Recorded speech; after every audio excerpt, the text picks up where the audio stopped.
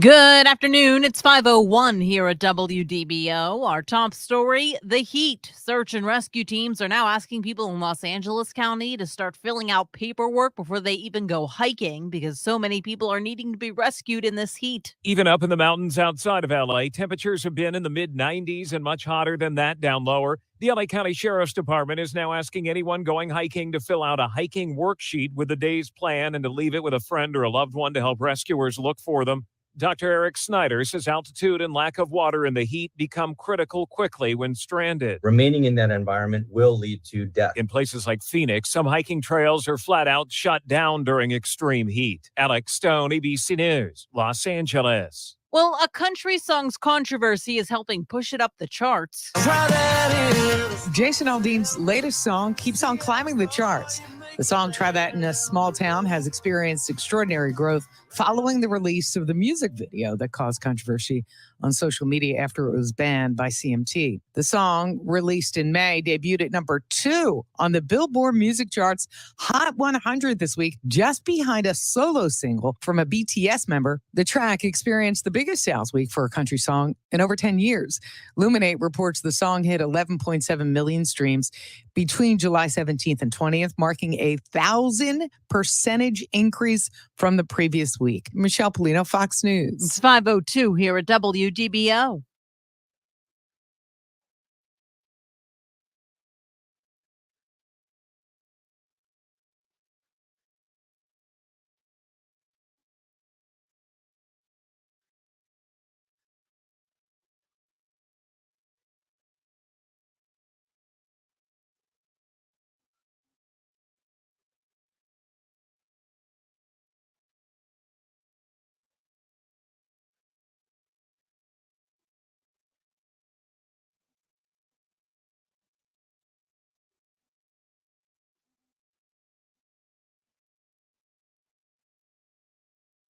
Hi, everybody.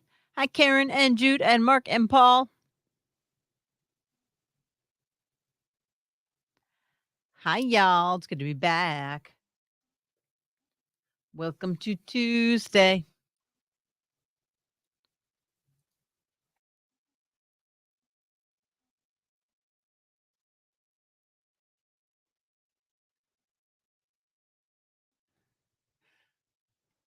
I am so hungry. So hungry. There's Paul Cross. I'm so mad at myself for not eating my second lunch. I feel better, thank you. I'm going to explain why we weren't here live yesterday. It'll take me roughly 45 minutes to explain.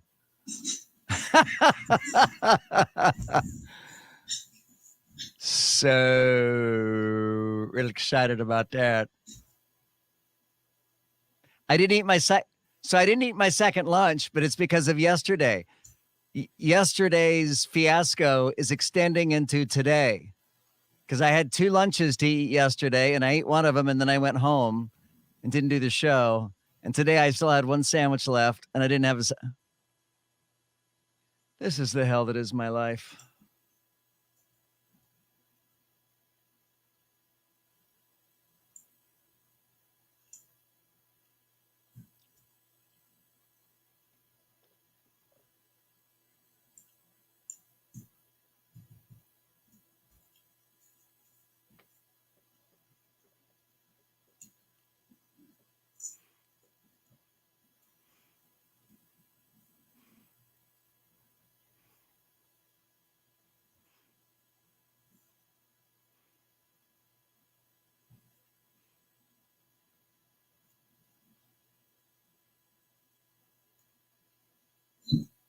DBO 107.3 FM and AM 580. Triple Team Traffic.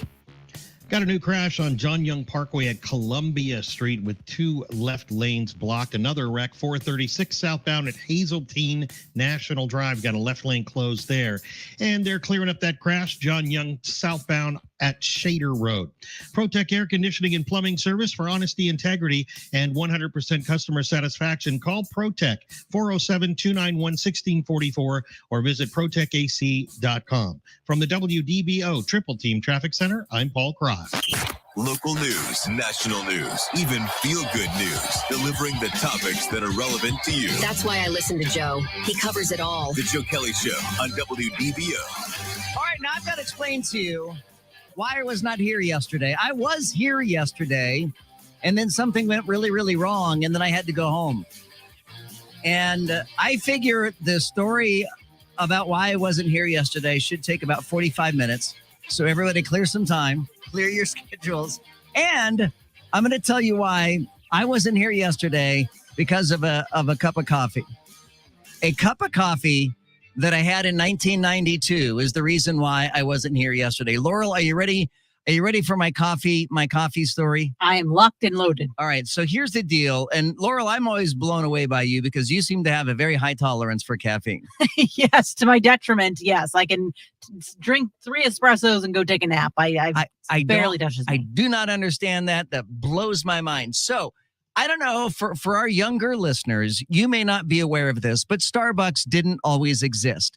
One could not always go get some sweet coffee drink at every corner in America. We used to not have coffee shops like that. And the coffee shops we did have were part of diners. And you pretty much could only get black coffee and you could maybe get cream and sugar. And that's about it, right? Yeah. I mean, that was about it. That's what you get. So when I was a kid, and my mom and dad drank coffee, my mom and dad both drank black coffee. And for that matter, my mom and dad, when I was a little kid, smoked cigarettes. So they would smoke cigarettes and drink black coffee. And thankfully, both my mom and dad gave up cigarettes. And I was very happy about that, but they both continue to drink coffee. So in 1992, I remember this. I had my very first cup of coffee in 1992. I would never drink my dad's coffee. It always smelled terrible. I was like, I don't like coffee. I'm not going to do it. But I was working a very long shift at a radio station in Tuscaloosa, Alabama, and I was tired. And I thought, wait a minute, doesn't coffee have some sort of component in it that helps you stay awake? It has caffeine. And so I made a cup of coffee at the radio station. And for anybody who works in an office where you got an office coffee machine, you always know it's a crapshoot as to what kind of coffee you're going to get out of the coffee machine at work, right? So I poured myself a cup of coffee and I thought to myself, again, this is 1992. I was, I'm sure I could do the math, but I was probably 20 or 21 years old at the time. And I poured a cup of coffee at the radio station and I added cream and sugar to it and I drank it. And I remember it was terrible. It was absolutely terrible. But I love my father. I lost my father about 4 years ago, and that was tough for me. And I wanted to call my dad and say, Dad, I finally tried coffee and it's horrible. So like kids today have coffee and it's no big deal, right? Because kids, I mean, my children drink coffee from Starbucks, but they're basically drinking chocolate milks that have that or milkshakes that have maybe a hint of caffeine and or coffee in it, right? I mean, they drink junk, right? Yeah, Starbucks coffee is not really coffee. It's not coffee. It's not and this much sugar. Right. It's this much foam, this much sugar, and it's a little bit of coffee. So I called my dad and I said, Dad, I had coffee and it was terrible. And he said, well, what did you put in it? And I said, well, I put like 3 scoops of sugar and a couple of packages of creamer or whatever. And my dad goes, just drink it black. Don't add anything to it. That began my love of coffee. As soon as my dad said, don't put anything in it, I really started to love black coffee. And even if I do go to a Starbucks, which I honestly don't think I have ever in my life purchased a coffee from Starbucks. I've purchased things for other people at Starbucks. I don't think I've ever bought myself a coffee at a Starbucks. But to this day, if I order a coffee, it's black. And I love black coffee. But here is the problem that I ran into. Again, I go back to radio station coffee pots. And I'm assuming that radio station coffee pots are the same as any other business's coffee pots, right? Is that fair? I don't know. I've eaten coffee from a radio station before. You have to have it with a fork. I mean, it's that bad. So here's what I found. I found that at any given radio station in the break room where there's a coffee pot, you never know who made the coffee before you and how long it has been sitting there, right? I mean, some people are courteous and they'll leave the coffee bag and they'll put the date and the time and you'll know, okay, that coffee was made 17 hours ago. I think I'll make fresh coffee, right? But oftentimes here's what I would do. So for years in my radio career and in my coffee drinking career, I would just grab whatever pot of coffee was brewing at the radio station in the break room. And I never knew if they used one bag of coffee in it. Sometimes people would use 2 bags of coffee in the coffee maker.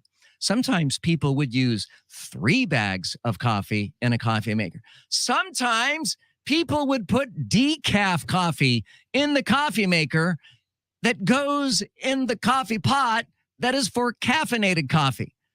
So every single cup of coffee for like 10, 15 years was an absolute crapshoot in radio because I never knew what I was going to get. And some days I was wired out of my mind. I was freaking out. I'd be so wired. And I'm like, why am I so wired? And then I realized, oh my gosh, the coffee today must have been a 3-bagger. 2-bagger at least. It wasn't a 1-bagger and it certainly wasn't decaf. Or some days I'd be really, really tired. And I'm like, man, what was with the coffee today? Did someone make decaf? And then invariably, to stop me if this sounds familiar, right? You go get a cup of coffee, take 4 or 5 sips. The next thing you know, you walk away and you come back and your coffee's cold.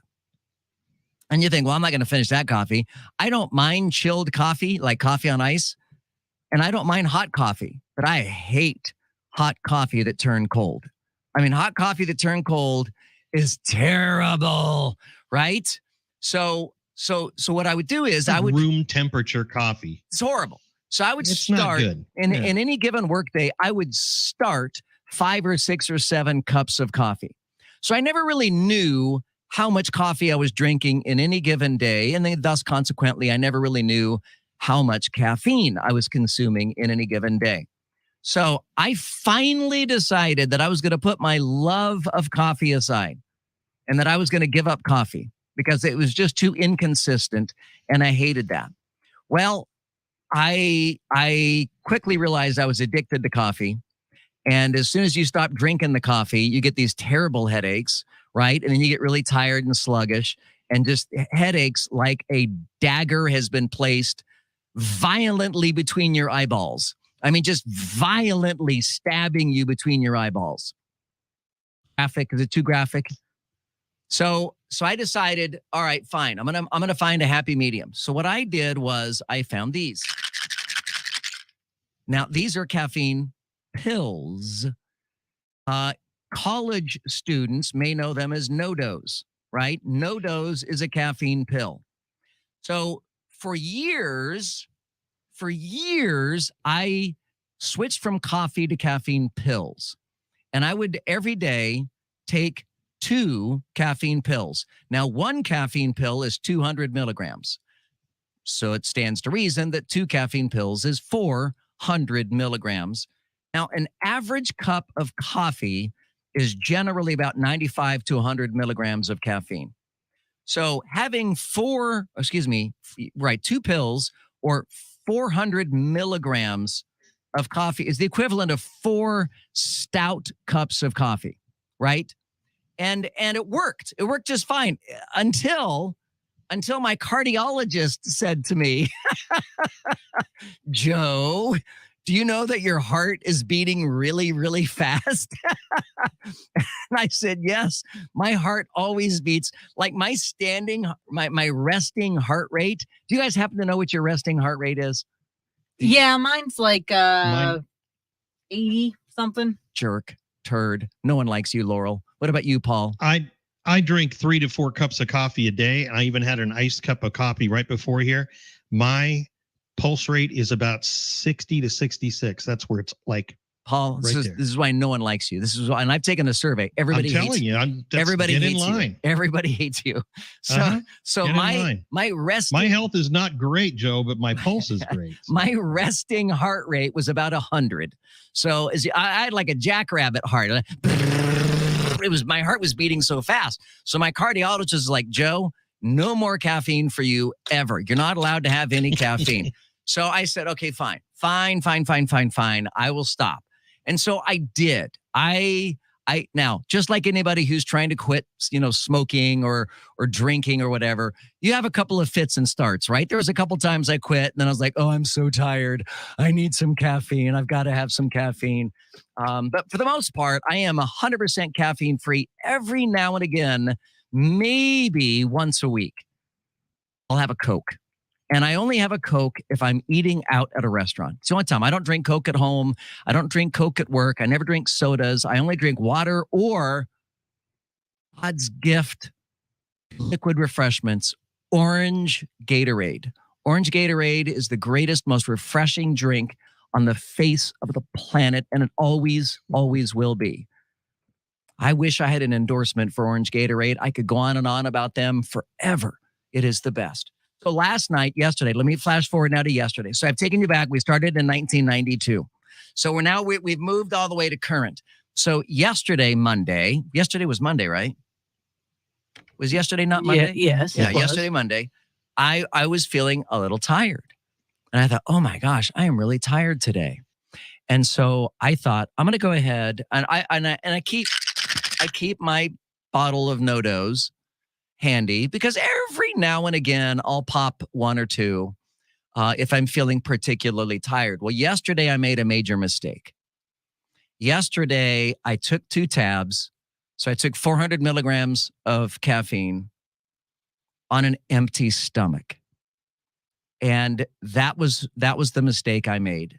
And so I came to work yesterday. I was here. I anchored my newscasts.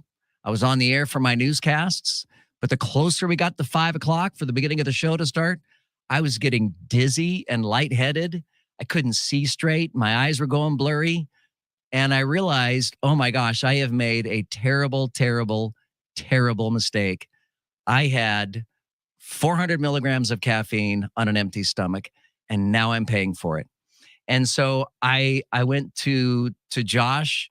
And I said, Josh, this is so weird, but I've got a problem, man. I got to go home. I can't do a show tonight. So in the first time in my 40-year radio career, I missed a show last night because of caffeine.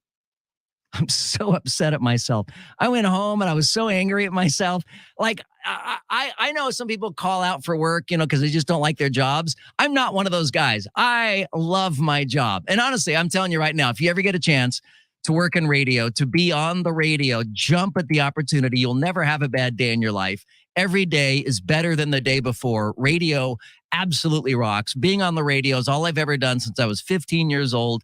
And I've never had a bad day on the radio. Radio is a blast. Unless you're on 400 milligrams of caffeine on an empty stomach. And I just said, I am so sorry, but I have got to go home. So my apologies to everybody. I will not again, ever take caffeine on an empty stomach. I'll make sure next time I at least have a sandwich or something first. But yes, that was the embarrassing story for why I missed the Joe Kelley Show yesterday. I may be the only radio guy ever to miss hosting his own damn show because he made a damn mistake having too much damn caffeine. But I feel good tonight. And I'm 100% caffeine free. This is my energy level with no caffeine, right? Isn't that crazy? I am like naturally caffeinated, but I just messed it up yesterday, regrettably. 844-580-WDBO. Use the open mic in the WDBO app. I'm Joe Kelley, caffeine free since yesterday. Now, WDBO 107.3 FM and AM 580. Triple Team Traffic. Got a crash on Kirkman just south of Colonial, tying things up through there. Also a crash John Young Parkway southbound at Columbia Street. We have 2 left lanes blocked. Another crash, 436 southbound at Hazeltine National Drive. This is just north of the airport. They got a left lane closed there as well. This report sponsored by ExpressPros.com. Express Employment Professionals has put more than 10 million people to work in the last 40 years in all types of industries. Find your next job at ExpressPros.com. From the WDBO Triple Team Traffic Center, I'm Paul Cross. The 5th largest jackpot in Mega Millions history is up for grabs tonight. The game's top prize has grown to at least $820 million. The last time someone hit the jackpot was all the way back in April. 2. The Federal Reserve is widely expected to resume interest rate hikes after hitting pause last month. The central bank is meeting in D.C. today and tomorrow. A decision will be announced Wednesday afternoon. 1. UPS and the Teamsters are avoiding what would have been the largest single employer strike in U.S. history. A tentative agreement on new labor contracts was reached today. UPS CEO Carol Tome called it a win-win agreement for employers and customers.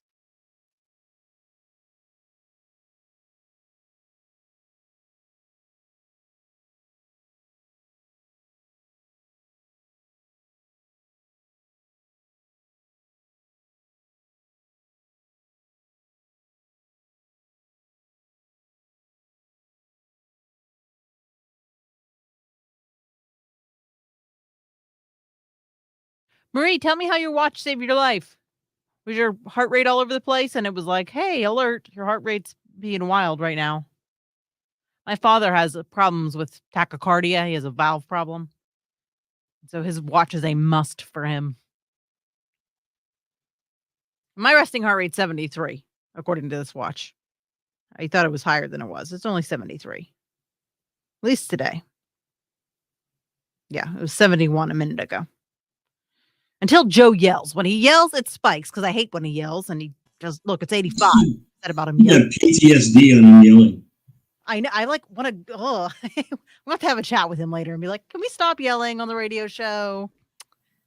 Let's not do Especially that." when he says it's Joe Kelley Show is on. Well, yeah. We need to talk about how that's not nice. Yeah.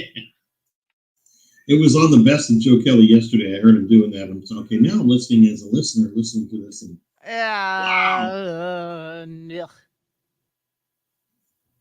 Fastest and easiest way to sell your home.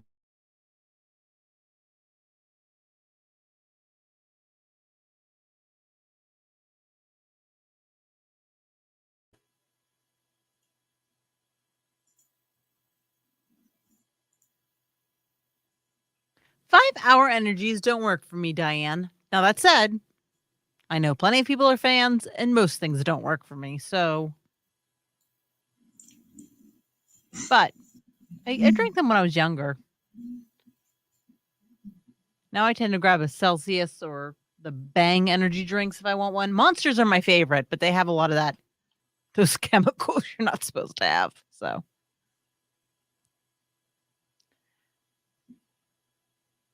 Chris, you're going to make him feel self-conscious about his hair. Of course, if we didn't, he'd go be like, why didn't anybody tell me about my hair? Right? I'm sure. I am sure. Karen, that's funny you had lettuce wraps. My husband had lettuce wraps last night. I for some reason was like, hey, I'm craving egg salad. Can we eat that for lunch or for dinner? So he wrapped his in lettuce because he's a good boy. I bought bread because I like carbs.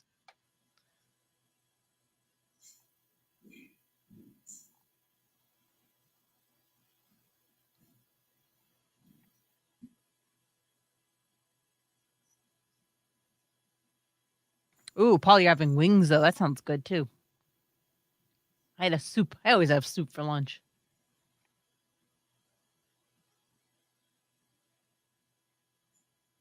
Oh, my gosh. Over 120, Marie. Holy moly. Yeah, that is not good. Not unless you're exercising. That is not okay.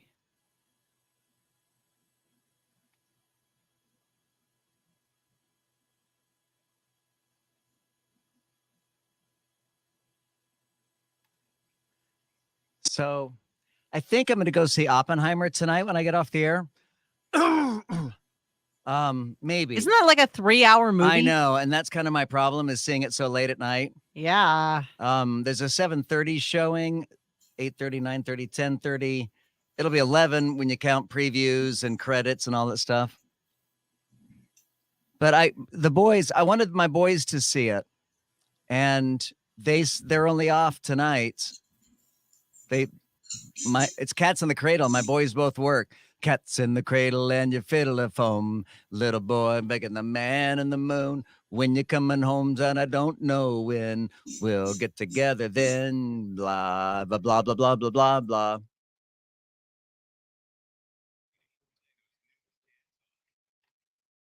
Joe, Starbucks coffee is absolutely terrible. That's what I hear. I'm ex-military. I could drink anything. You want to get Black Rifle Coffee, Blackbeard's Delight. Okay. I get it in between medium and strong. Drink it black, and it's the best coffee you'll ever have. And I'm sure that's great advice. I have no doubt that that's great advice, but I don't drink coffee. That's the thing. I gave up coffee altogether. I don't drink things with caffeine, and yesterday was an aberration, and that's why I had a problem with it. Well, first of all, yes, in this day and age, just get a Keurig. I have one. Second of all, you should be drinking espresso. It's easy to make, and oh my, is it wonderful. That's what I have every morning. And I love espresso. I love coffee. I love black coffee. So I drink my coffee the same way I drink my liquor, my spirits, and that is I drink it neat. I don't add anything to it. I don't add ice cubes. I don't add any kind of mix-ins. And same with cigars. If I have a cigar, which is very rare, I want a stout cigar. I want to be able to taste the cigar. Earth to Joe. Earth to Joe. Uh-oh. It's not the coffee. It's not the caffeine pills. Uh-oh. It's just Joe Kelley. Oh. You're always hyper, and we love it. Earth to Joe and out. Yeah, that might be the case. There's no doubt. And I am always hyper. And honest to goodness, I don't take any. I take Adderall for a while. I don't take Adderall. I don't take any kind of stimulants at all. And I'm always jazzed up and excited. Usually, I just get really excited about being on the radio, to be honest with you. I used to work third shift security years ago. And the guy I used to go around with would go through the offices and empty the coffee pots from the morning, drink those coffee pots in all the buildings, then come back to the office break room and drink more coffee.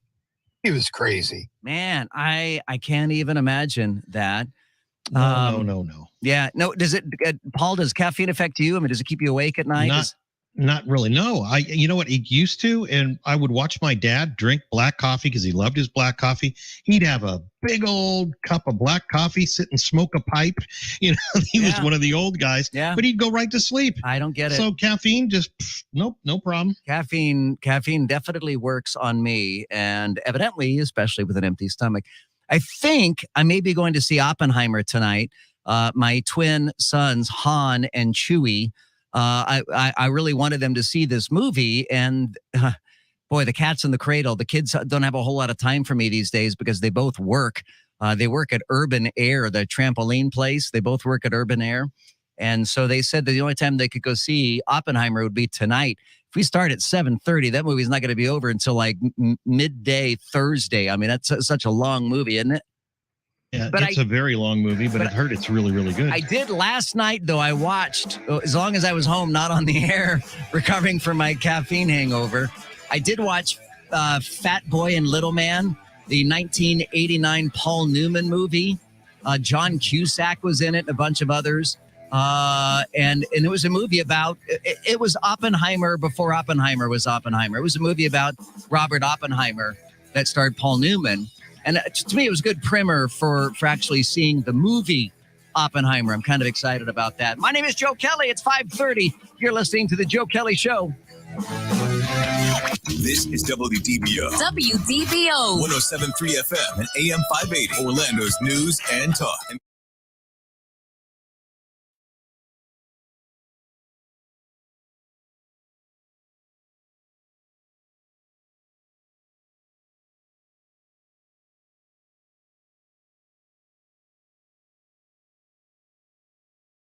Good afternoon. It's 5:30 here at WDBO. Our top story, the heat wave continuing through many parts of the country. Many areas, including the Southwest, seeing record temperatures for days on end. ABC's Alex Perez tells us Arizona's emergency rooms are seeing an uptick in skin injuries from the blistering heat. In Phoenix, they're expected to see its 26th consecutive day of temperatures in excess of 110 degrees. Valley-Wise Health in Phoenix telling our Mola Lengi 2/3 of their patients experiencing contact burns from pavement, where surface burns can reach 180 degrees. The pavement, concrete, cement, sidewalks, rocks, it only takes a fraction of a second to get a really bad burn. In Phoenix, it hasn't been below 90 degrees in 15 days.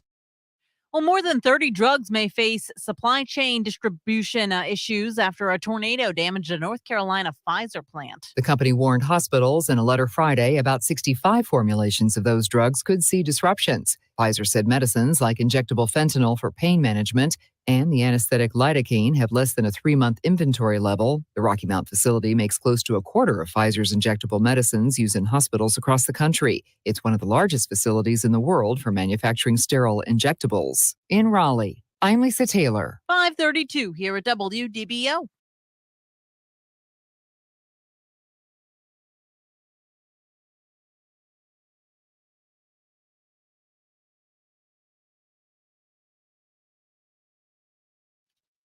So let me tell you a story about hot asphalt. When I lived in Las Vegas, and again, this is one of the reasons why I have trust issues with police officers. When I lived in Las Vegas, in the summertime, the asphalt in Las Vegas is always hot. It's never not hot. Even at night, it's hot.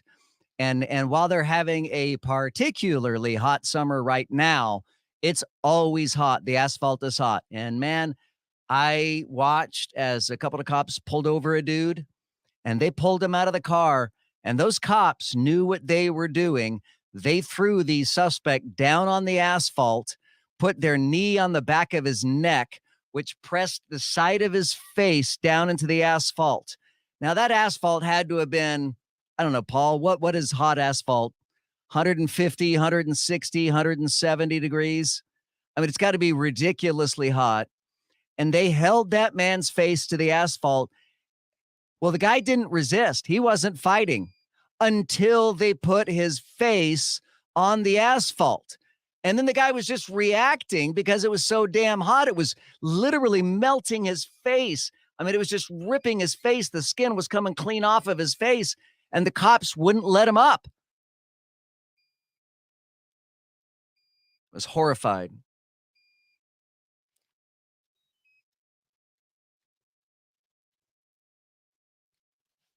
I heard a beeping sound. I was trying to figure out where it was coming from.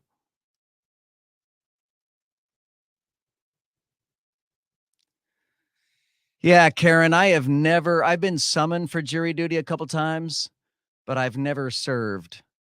I've hardly ever even gone. Usually I get out of it before, as soon as I tell them I'm a radio host, they're like, okay, yeah, you can't do it. And especially if you tell them that you're the only host of the show. If you tell them you're the only host of a one-man show, which it's not really a one-man show, but I'm the host of the show. You've twice been called. By the way, have you guys seen the show Jury Duty with James Marsden? I think it's on Apple Plus. It's been nominated for an Emmy Award. James Marsden's been nominated for an Emmy Award. Laurel, have you seen Jury Duty? You made me watch the preview. It's a total fake thing. It's a fake show. Yeah, you made me watch they have one person in there. Is it in my who head? does not know that it's a fake put on jury and they film how they react.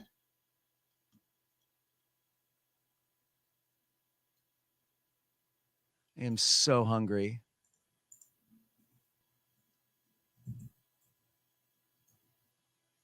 So did you not watch Jury Duty then, Laurel? No. Is it because you hate me? I barely watch TV. What? When I get home, I have a few hours with my husband, right? And we watch TV, and we normally watch a movie. Marie, you're right. The main guy, he took it really, really well when he found out. I heard James Marsden in an interview say that he called him for several months afterwards just to make sure he was okay. And even James Marsden was like, he was talking to some friends about it, and they were like, yeah, it's a good show to do. Just make sure they're not pranking you. You know, because at first he's like, wait a minute, are they pulling the prank on me?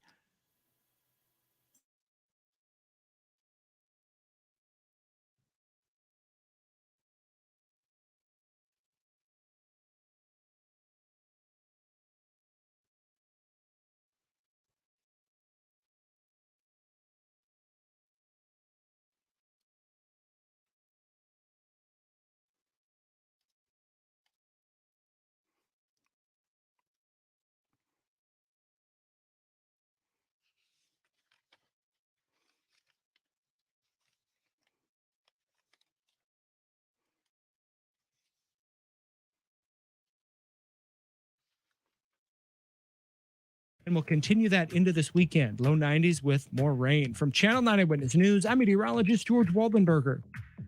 Now, WDBO 107.3 FM and AM 580. Triple Team Traffic.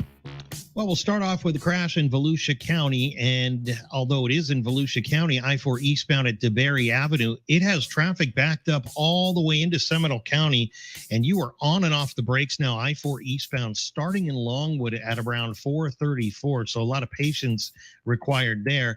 I-4 westbound is also heavy into downtown from Princeton onto the 408, and if I can check something live on the air here, yes, we have a crash now.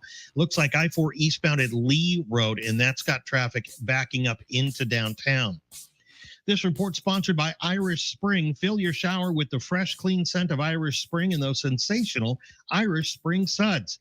Irish Spring. When the spring hits you, you're ready. Pick up Irish Spring today. From the WDBO Triple Team Traffic Center, I'm Paul Cross. This is WDBO 107.3 FM and AM 580. Orlando's news and talk. News, weather, traffic, all the things you want on your drive home. Plus, Joe Kelley being, well, Joe Kelley.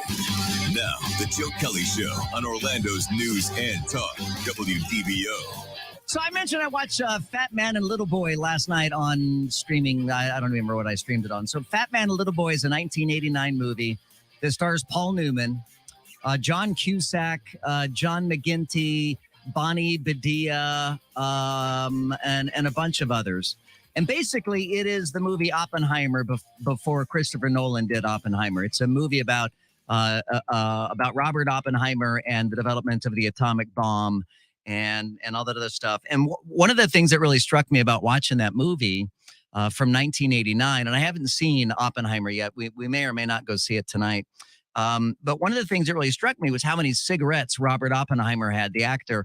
Oh, in fact, you know who the actor that played Robert Oppenheimer in that movie was? The guy that played the kooky guy on the A-Team. Do you remember the A-Team TV series back in the 1980s?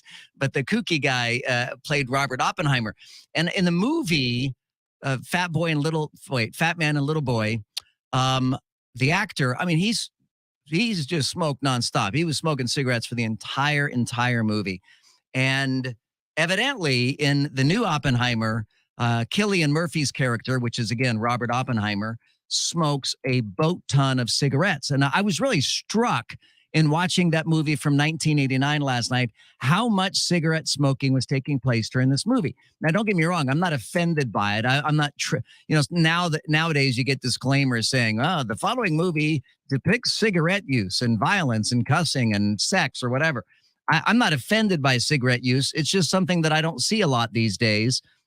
People don't, they don't smoke out in public like they once did. People don't smoke in movies quite like they once did. But evidently in the Oppenheimer movie, and for anybody who's seen it, you'll know this, but evidently the Cillian Murphy character Oppenheimer smokes a lot of cigarettes. And Cillian Murphy is a non-smoker. And I read this piece in the Daily Mail about how they do this. How do you get a non-smoker to smoke for a character? And have you guys seen Cillian Murphy in Peaky Blinders? Peaky Blinders, I think it's like is it a mafia show or something like that? organized crime show from back in the day. It's a British one from it's just organized crime. It's all kinds of fun stuff though. Peaky Blinders is a great show. So evidently he smokes a lot of cigarettes in Peaky Blinders. In fact, he has admitted to smoking nearly 3,000 cigarettes in Peaky Blinders. And he lights up a lot. I'm reading in part here from the Daily Mail. He lights up on cigarettes on set to truly transform Robert Oppenheimer, the scientist and father of the atomic bomb, who relied on cigarettes and martinis to fuel his genius.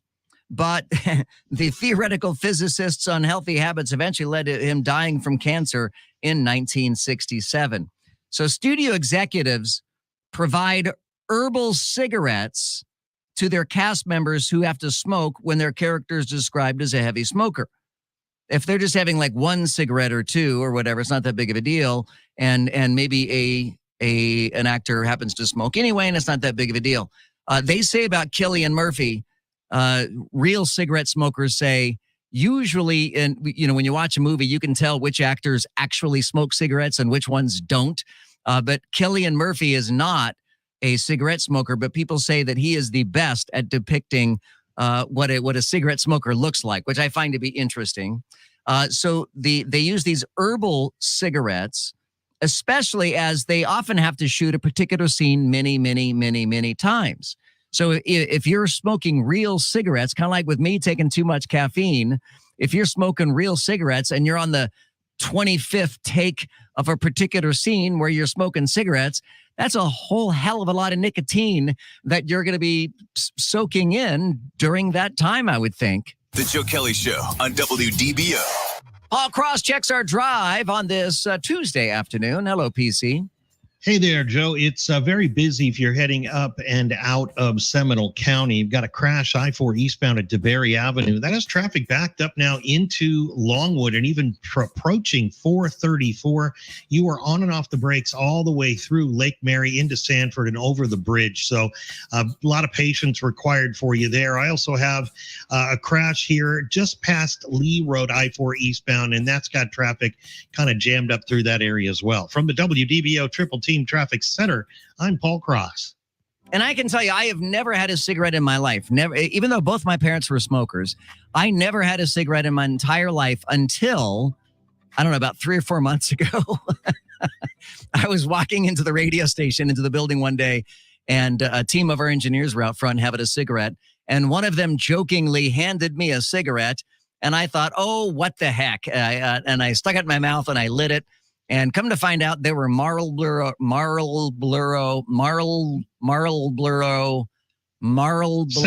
Irish Spring instead. Say Irish Spring. Show. They were Marlboro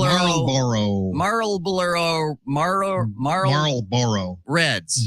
They were Reds, which I found out later is like the harshest type of cigarette.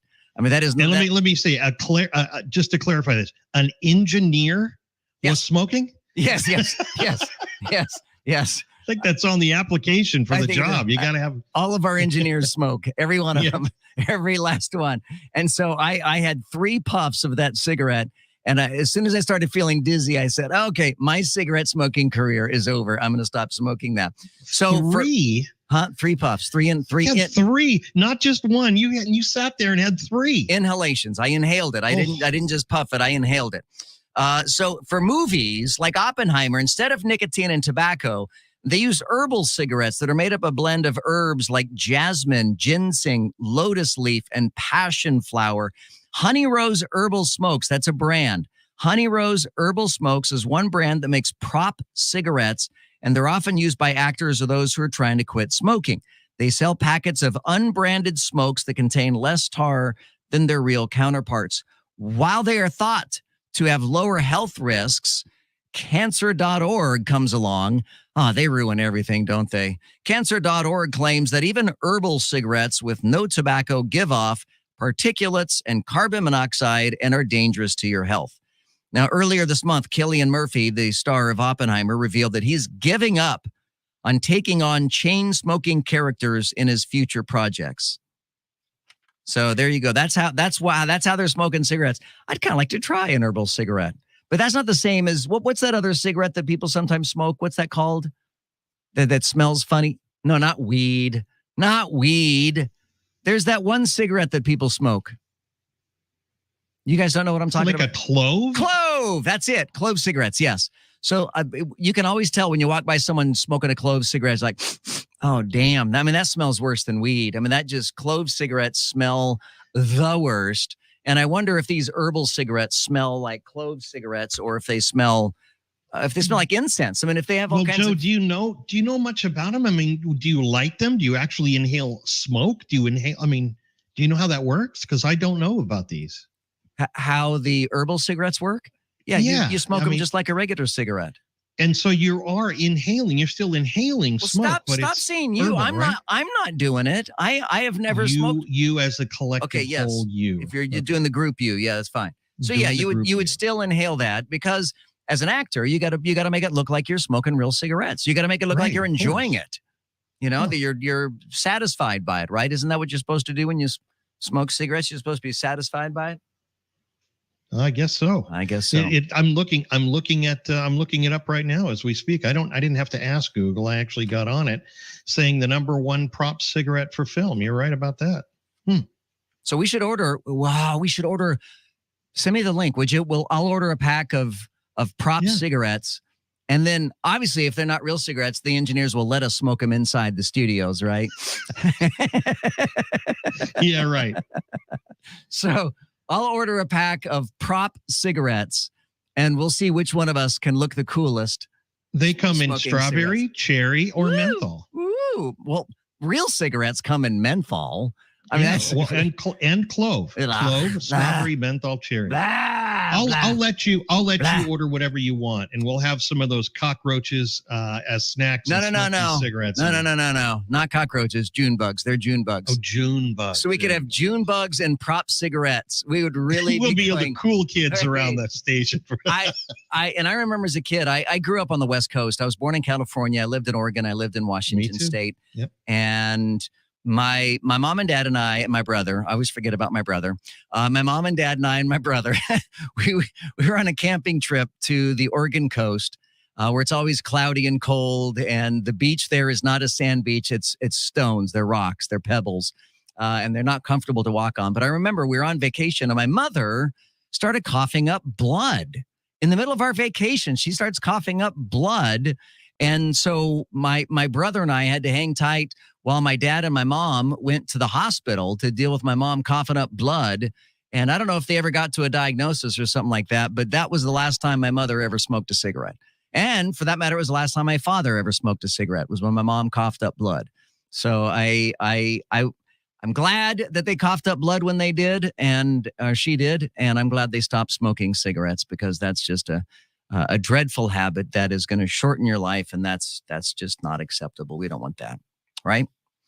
Do you ever wonder how people lose fingers? Do you have any idea how many people lose fingers every year in the United States? About 30,000 people, both kids and adults, rush to the ER every year because they've amputated a finger. Would you care to guess what the #1 and #2 cause of finger amputations are? Doors. Laurel, you are so smart. Thanks. Doors is one of them. Doors for children age 4 and younger. 3 out of 4 finger amputations result from fingers that were caught, jammed, or crushed in the opening or closing of a door. So moms and dads with young kids, be really careful. That's how kids lose fingers indoors. How do adults lose their fingers? Hang on, I'll have that one for you. Coming up next on The Joe Kelley Show. Stay right there. The Joe Kelley Show on WDBO. Now, WDBO 107.3 FM and AM 580. Triple Team Traffic. Well, we're still looking at that crash on I-4 eastbound at DeBerry Avenue that has traffic backed up really far now. As you approach 434, you're going to find those brake lights. It's going to continue. You're going to be on and off those brakes all the way up over the Lake Monroe Bridge. Again, this is a very, very interesting situation because we normally have some thick traffic up there during this time, but this is even worse today. So again, lots of patience required. I-4 westbound getting into downtown. It's heavy from Parr onto the 408 and then eastbound on the other side there. We have that wreck I-4 eastbound at Lee Road. This report sponsored by Irish Spring. Fill your shower with the fresh, clean scent of Irish Spring and those sensational Irish Spring suds. Irish Spring, when the spring hits you, you're ready. Pick up Irish Spring today. From the WDBO Triple Team Traffic Center, I'm Paul Cross. LeBron James's son is in stable condition after suffering cardiac arrest during a basketball workout at the University of Southern California yesterday. A family spokesperson told TMZ that Bronny James is no longer in the ICU. The body of the personal chef to former President Barack Obama has been removed from a pond near the family's home on Martha's Vineyard. Tafari Campbell apparently fell into Edgartown Great Pond Sunday night while paddleboarding. Governor DeSantis is cutting his campaign staff by more than a third. Reports say DeSantis is eliminating nearly 40 positions across all departments of his campaign. DeSantis's campaign finances show he raised $20 million between April and June, but had already spent about 40% of those funds.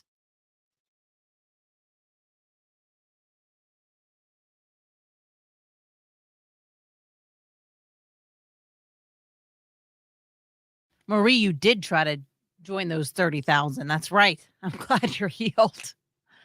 Oh my goodness. I am not going to join in their clove cigarettes nor their June bugs.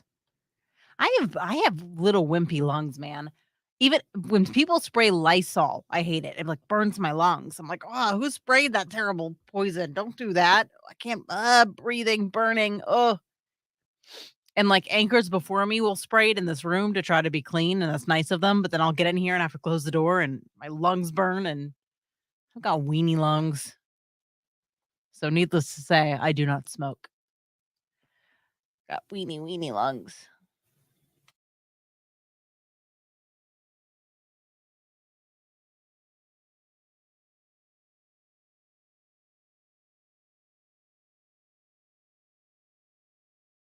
I should have gone to get coffee. I just had to use the restroom. But I was thinking about it. But I already have enough heartburn today. I shouldn't go get coffee. I love some chocolate coffee beans, though, Sheila. That's good stuff.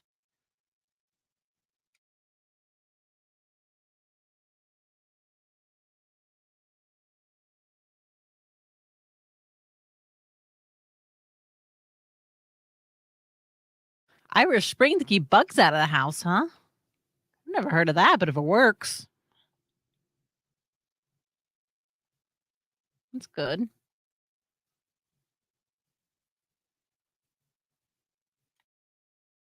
Alan, Joe's resting heart rate without caffeine, I'm sure, is probably still 100.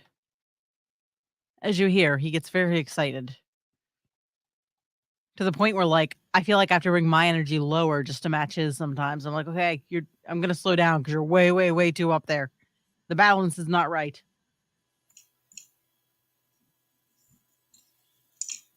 I just got my iced coffee. You guys got me into it. There you go. Got you hankering for it. Yeah, so I just made myself some. I brought my It was brewing over tea. there while I had to wait until I had a little break. I might go get tea. That's what I'll have coffee in the morning, but then like in the evenings, I'll have a cup of caffeinated tea. I think it's like 90 milligrams of caffeine instead of the 200 a cup of coffee is. So it's not as acidic because I'm having heartburn problems.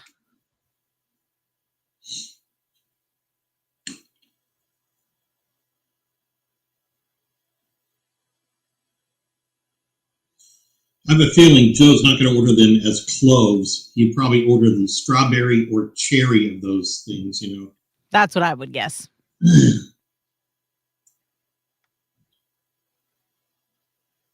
he must still have those June bugs because he never ate them on the air like he said he was going to do. Someone earlier said my hair's a mess. Chris did. Who said it? Chris, your friend Chris. Chris, you're right. My hair is a mess right now. Maybe I should go get a haircut instead of seeing Oppenheimer tonight. It would take less time. It would take a lot less time. Either way, each will be the bomb. That's it, Cross. Go get your dumps out. Don't we right come now. out at 58:30 here? We come out at 58:30, right? He still doesn't know the clock. How long has he been doing this show? Yes, I do. Okay. So make sure we're on the same page. Oh, that's right. He can't hear me anyway.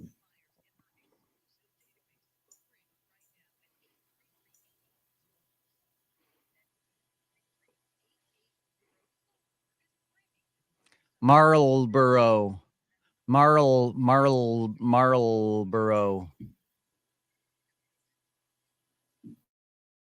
And events with Joe Kelley. Use the open mic in the WDBO app and let Joe know what interests you. The Joe Kelley Show on WDBO.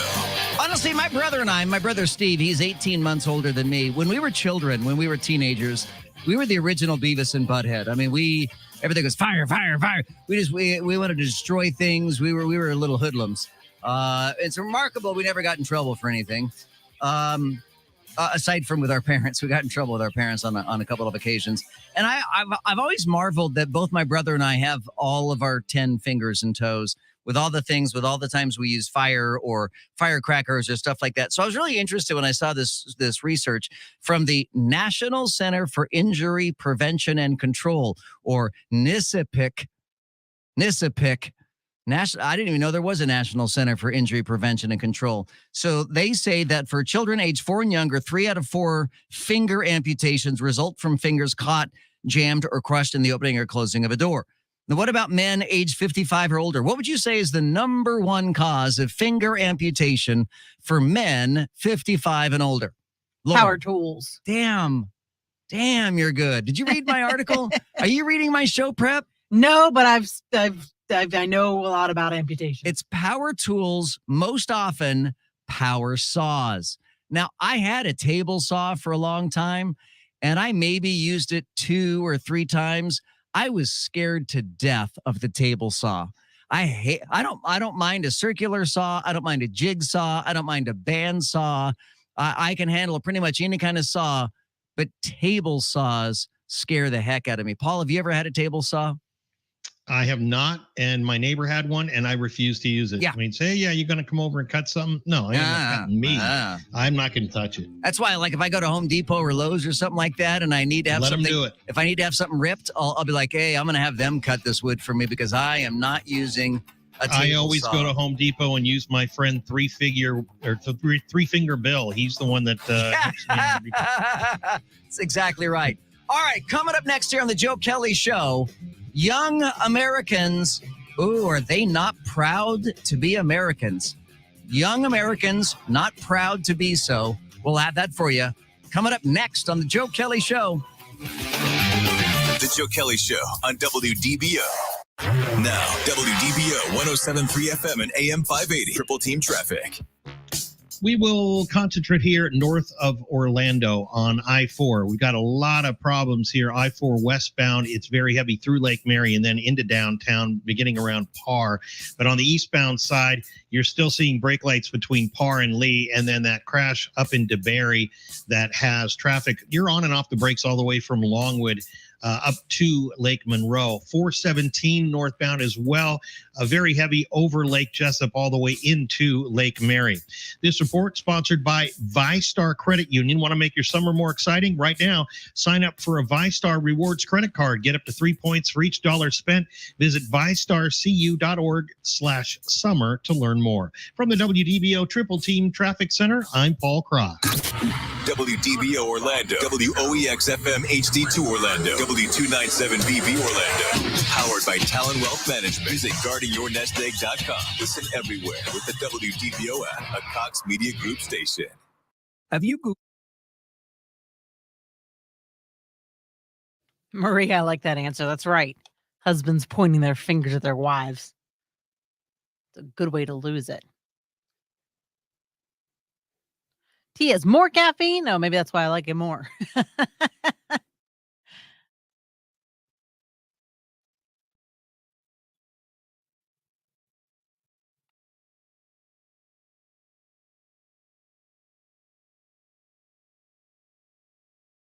Jude, the call-in line there is if you want to go on the show. If you want to talk to him privately, I'd just message him on Facebook, I guess.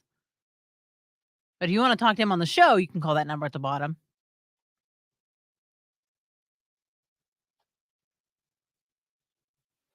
Well, with Marie's husband using Irish Spring and Karen, you using it, I bet all your houses smell good. Y'all smell good. My husband uses that Dr. Squatch stuff. It smells good.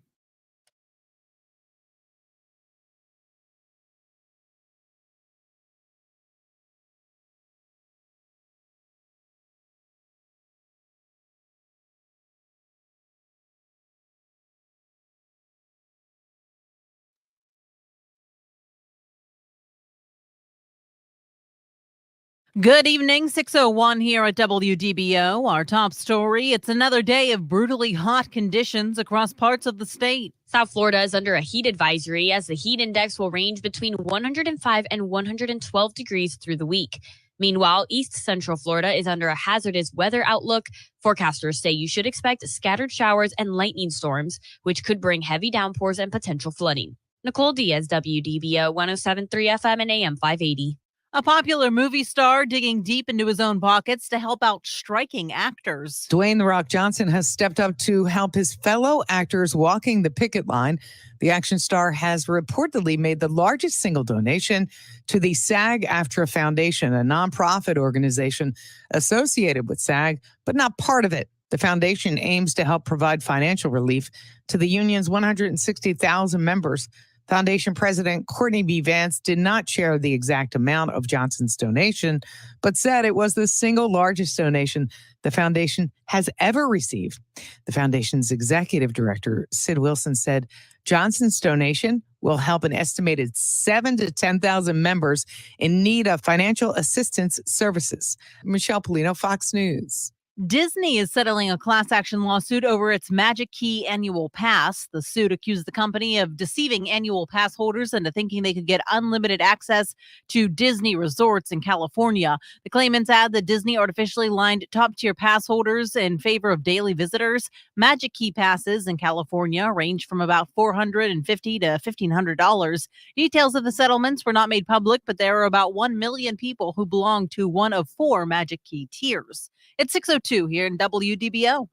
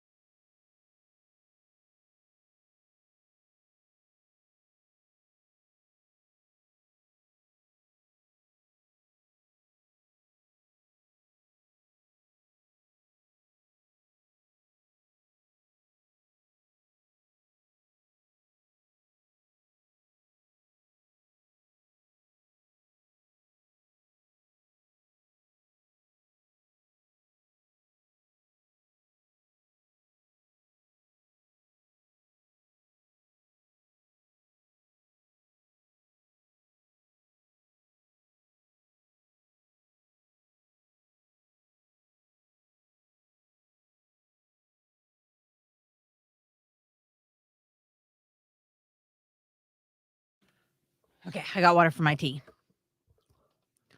My husband had me up a little early this morning because he likes to do, we have little tiffs because his phone alarm will go off and then he tells our computer with the letter A in the bedroom to set an alarm for 20 minutes. And then the fat one goes, and then the phone goes on and it goes back and forth for like an hour. And then this morning he had that going on. Plus he can start work from bed. And so his phone was blink, blink, blink, blink, blink, blink, blink, and making all these noises. Right. And me, I'm like, I have an hour until my alarm goes off. I'm trying to sleep. So I was getting a little irritated.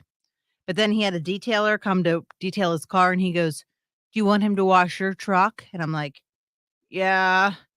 So I couldn't get mad at him this morning because he got my truck washed and then he brought coffee up to me in the bedroom. So I couldn't yell at him for his alarms this morning. Not when my truck's been washed and I have coffee in my hand. So let it go. But now I need more caffeine. I know, Marie. That's what I think too. I'm like, could you take that downstairs or at least shut off the sound on your phone? Wait, Are you guys talking about Old Spice? We were talking about Irish Springs, and then we moved to Old Spice. We're talking about scents everybody uses. I was so upset when my father passed.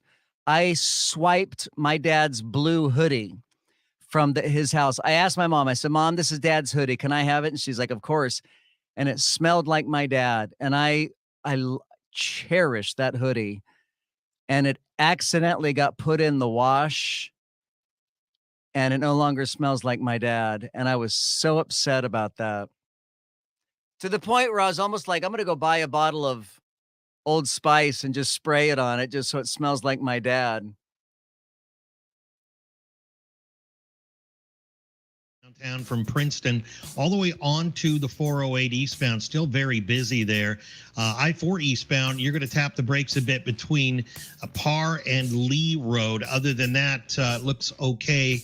Let's see here. Through Champions Gate, you're going to tap the brakes again past Disney on the I-4 eastbound side. This report sponsored by Wendy's. Wendy's drive-thru is open until midnight or later for all your late-night cravings, so give in to what you want. Order a Baconator even later. Hours may vary at participating U.S. Wendy's. From the WDBO Triple Team Traffic Center, I'm Paul Cross. This is WDBO 107.3 FM and AM 580, Orlando's news and talk. Insightful. You tell the truth from your point of view. Entertaining. Man, that guy is a lot taller than he sounds on the radio. And engaging. When we hear you on the radio, it's a good thing. The Joe Kelley Show on WDBO. This may be the most point-blank question I've ever asked listeners on the radio. Are you proud to be an American? Yes or no? 844-580-WDBO. It's 844-580-9326. Use the open mic in the WDBO app. There are no qualifications. There are no rules. Are you proud to be an American? Maybe on a scale of 1 to 10. 10 being the most proud, 1 being not proud at all. Where are you? Are you proud to be an American? 844-580-WDBO or hit me up in the open mic in the WDBO app. I asked this for a very specific reason, as American patriotism is facing a steep decline among young adults over the past decade and now sits at a record low. Young people ages 18 to 34 are not proud of America. Pride in national identity is the lowest amongst 18 to 34, illustrates the fracture between young Americans and older generations at a time of deep partisanship and deep divide in the United States. In the most recent Gallup poll, Americans 55 and older were nearly 3 times more likely to be extremely prideful of their nationality than younger generations. Overall, 39% of U.S. adults say they're extremely proud to be an American in the most recent poll. Their percentage of U.S. adults of all ages polled who say that they were extremely proud to be an American remains near a record low. Looking at the past 2 decades, the percentage of Americans expressing extreme pride intensified after September 11th, but began a decline in 2005 that has continued today. The percentage of those extremely proud to be an American stands at 60% for Republicans, 33% for independents, and 29% for Democrats. Let me read that again, as it breaks it down by political affiliation. The percentage of those extremely proud to be an American, 60% for Republicans, half of that for Democrats, 29% for Democrats. Boy, Democrats don't like America. Democrats are not proud to be an American. At least the majority of Republicans are proud to be an American. Younger adults across all 3 political designations, that would be Republican, Independent, and Democrat, are significantly less proud than older adults in each. Although Republicans may be associated with greater national pride, they tend to be older than Democrats and independents. So again, it goes back to the age being the dividing line there, not necessarily political party. So are you? Are you proud to be an American? You know, I get asked this question all the time. Not necessarily are you proud to be an American, but people ask, you know, my thoughts about American politics, American government, our way of government, our political leaders in particular. And I will tell you, sometimes I listen to like Sean Hannity, and I wonder, like, how is Sean Hannity not going insane? Because it is so frustrating. It is so, America can be so frustrating sometimes, particularly when it comes to politics and the culture wars. I hate our culture wars, and I largely hate our politics. Yet I am proud to be an American. But I think what keeps me from going insane and just every night going to bed grumbling about all that's wrong with America, all that's wrong with our politicians, all that's wrong with our elected leaders, is I first and foremost do not identify myself as a citizen of America. First and foremost, I identify myself as a citizen of the kingdom of God. And I will tell you, when you identify yourself as a citizen of the kingdom of God, everything gets a lot easier. Because I don't have to take ownership in whether or not America's having a good day or a bad day. Because my ultimate goal is citizenship in the kingdom.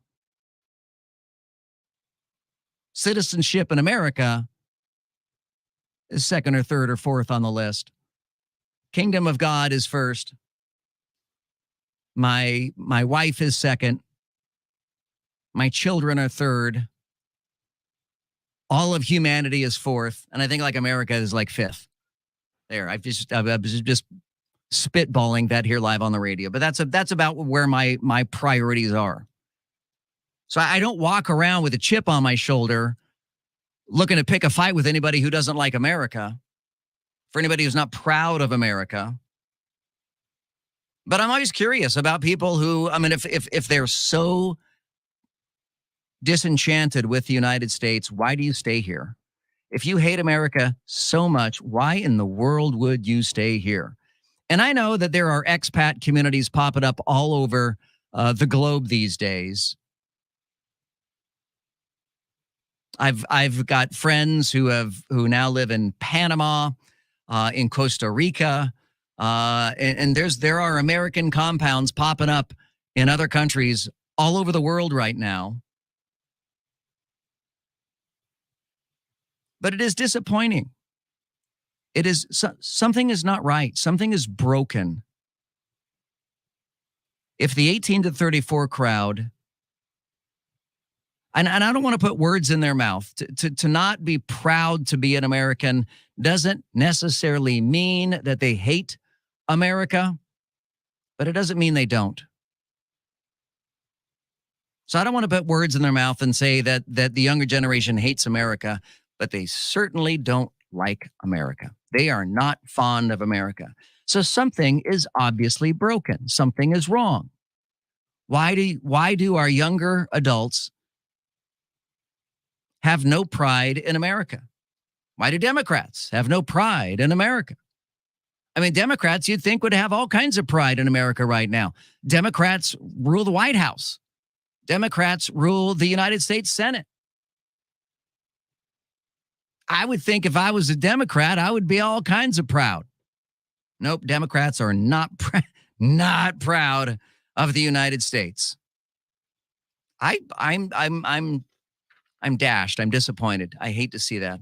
I hate to see so many people be so down and pessimistic on our country. And I have to think that those are people who don't realize how special the United States is.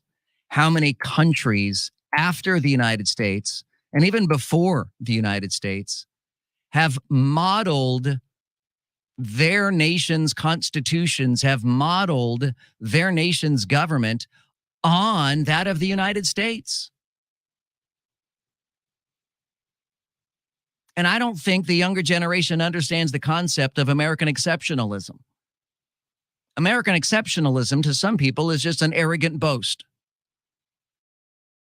American exceptionalism is just some redneck jerk with a big old tattoo and I was gonna say drinking Bud Light, but not anymore. Not Bud Light. American exceptionalism is that we set this country apart from all the other countries, from all the other all the other colonialisms. We set this nation apart to be different, to be exceptional, to be the shining city on the hill. And to this day, we remain the country that more people are trying to get into than get out of. People outside of America love America.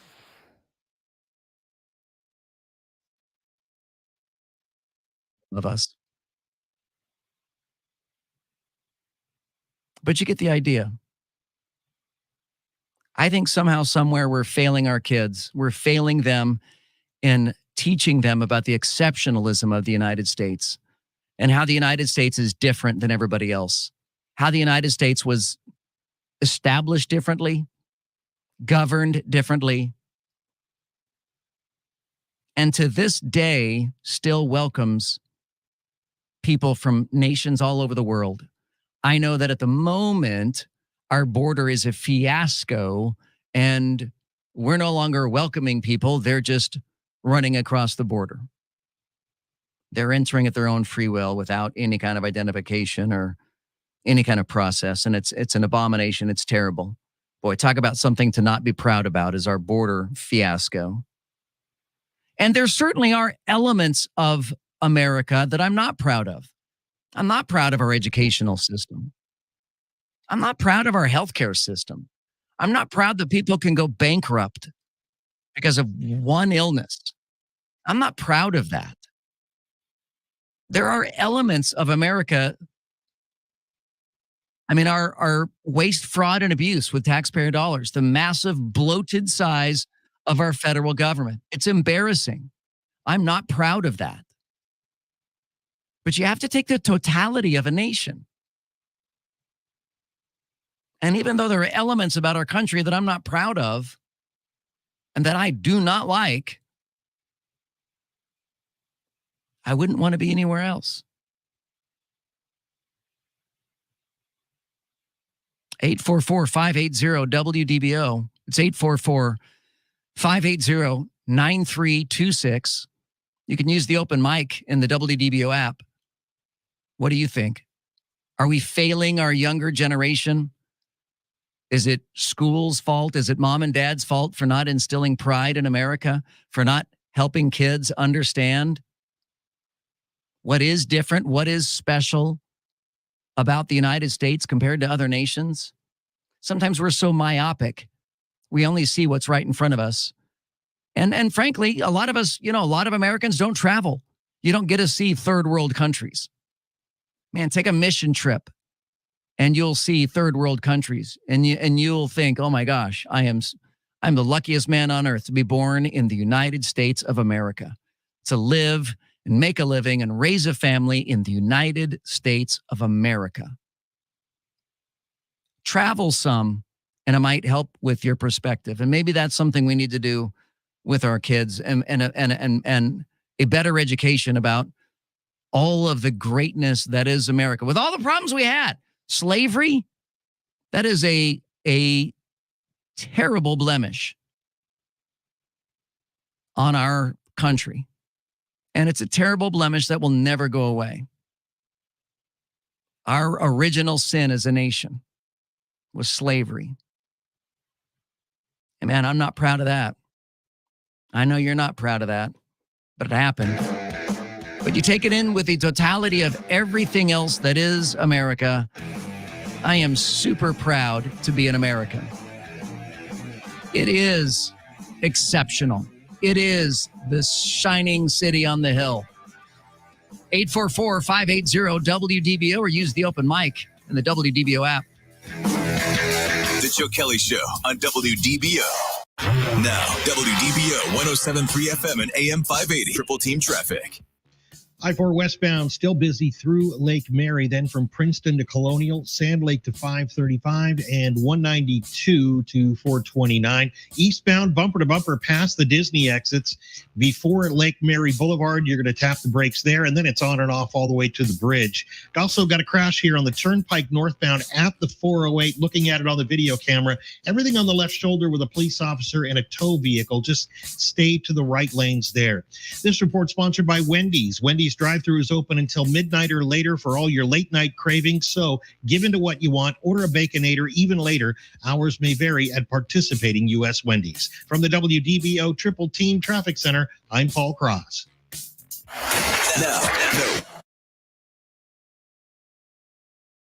Twitter's rebrand to X could wipe out as much as $20 billion in value from the social media giant. Joshua White, an assistant professor of finance at Vanderbilt University, noted that the company's name, Twitter, has become a part of the language, with verbs like tweet and retweet becoming everyday words. The White House says President Biden's younger dog, Commander, will be getting some training after 10 biting incidents. The U.S. Secret Service says they're concerned about their agent's safety around the German Shepherd. Governor DeSantis isn't hurt after being involved in a car accident in Tennessee this morning. The crash happened while the Republican presidential candidate was traveling to an event in Chattanooga. His campaign says DeSantis and his team didn't suffer any injuries.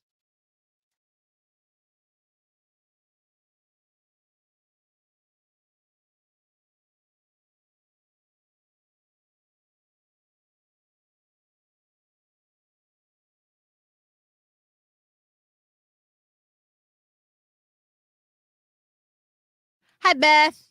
I'm glad you joined us.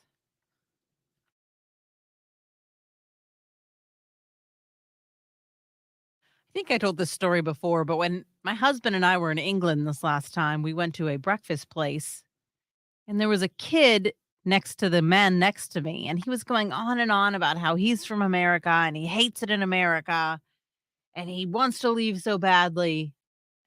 I was getting offended. I wanted to be like, hey, I'm from America too, and you don't understand. He was a kid, though, like Joe said. Now, that's that they included me in that. I'm going to be 33 next month, and I don't know people my age that aren't proud to be Americans, but I don't know all 30-year-olds, so. But this kid was in his 20s and definitely felt that way. And I just wanted to be like, you're too young to understand. Shush.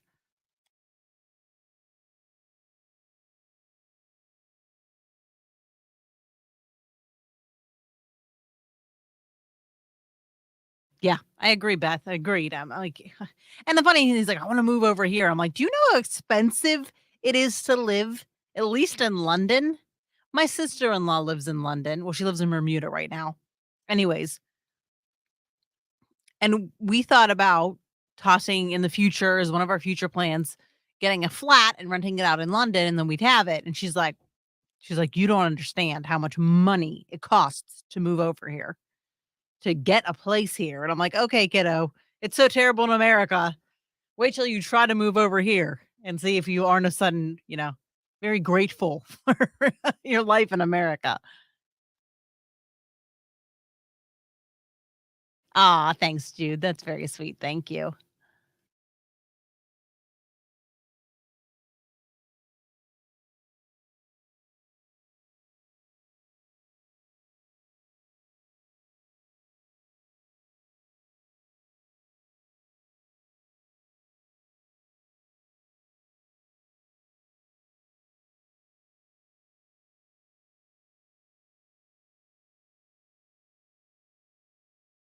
Yeah, Jude. And that's funny. I find that a lot, which is sad, that children of immigrants are so proud to be American.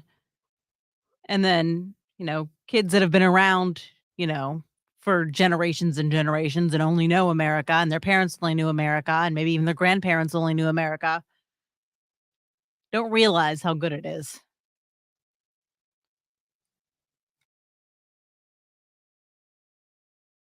Thank you, Karen.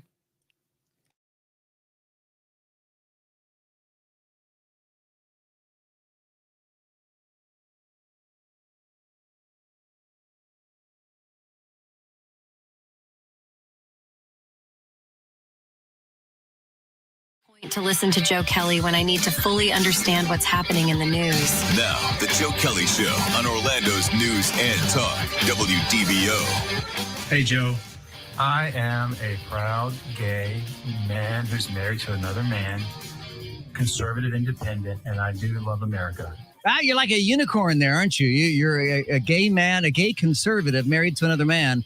Well, welcome. We're glad to have you, and thank you so much for that. I took an oath to defend this country against all enemies, foreign and domestic. And whoever don't like it, they can get the hell out of the United States. Thank you so much for taking that oath. We certainly appreciate that. We wouldn't be who we are if it weren't for people like you that take up arms and take that oath. I'm almost certain the reason why people that are aged between 18 and 34 were not taught civics and American history in high school.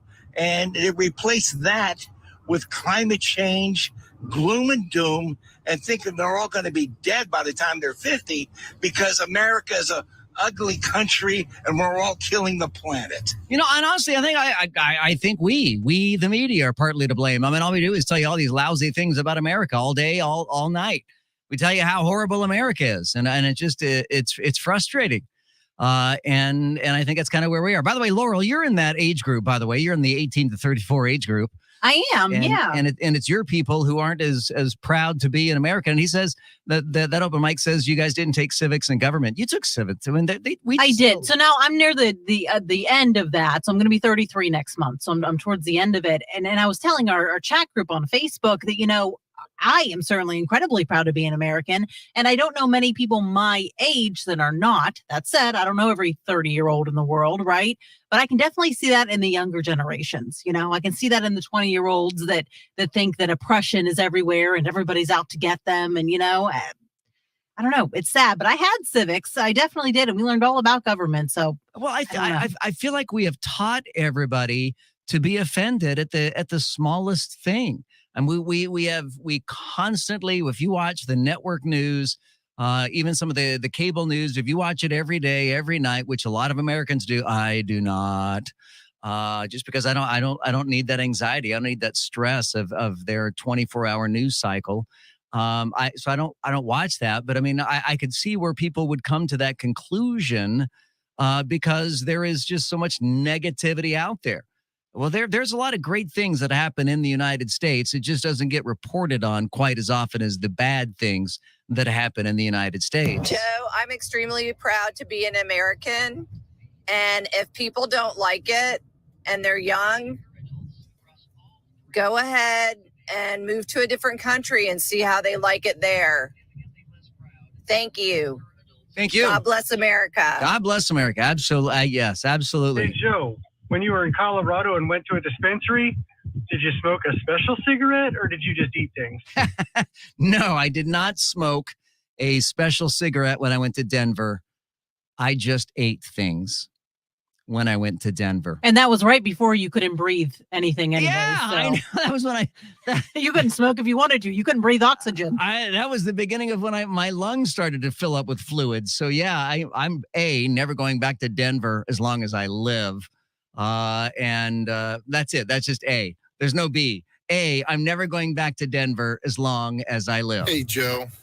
Talking about Robert Oppenheimer smoking, ironically, he actually died from throat cancer. He did. He absolutely did. In fact, one would have imagined that he would have died from cancer from the radiation that he worked with over the years, but he didn't get exposed, unlike somebody else who did during the Trinity tests. Someone did get exposed and died a terrible, terrible death. It was played by John Cusack in the movie Fat Man and Little Boy. And you know where Fat Man and Little Boy come from, right? You understand the origin of Fat Man and Little Boy? Yes. The nuke names. Yeah, yes. That was the name of the bombs. One was called Fat Man and one was called Little Boy. And we only had 2 bombs and we weren't sure they were both going to work. So you can join us at 844-580-WDBO or use the open mic in the WDBO app. Coming up next, scientists now have the green light to merge human brain cells with computer chips. Oh, damn. What could possibly go wrong? We'll get into that straight ahead. This is WDBO.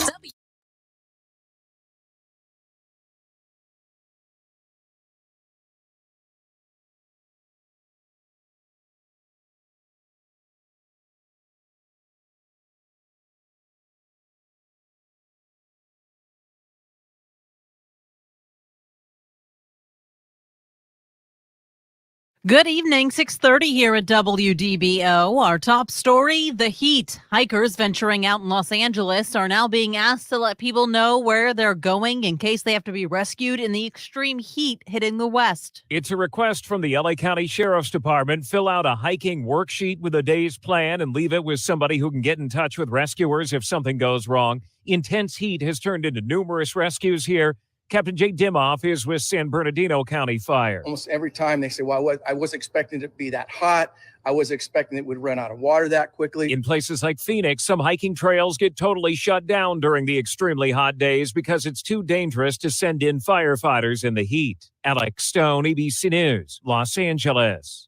A popular weight loss drug called Ozempic is becoming harder to find, and they're sending patients scrambling for an alternative. A supplement called berberine is gaining steam on social media, but experts say it's not a good replacement. While it has some similar effects of the prescription medication, the two don't work the same way at all. Dr. Brian McFarland at the University of North Texas has been running weight loss trials for years. He says supplements can help, but only combined with a lifestyle change. Berberine, he says, does not affect the body's metabolism. And on top of that, he says most of the claims have not been verified by large peer-reviewed studies. It's 6:32 here at WDBO.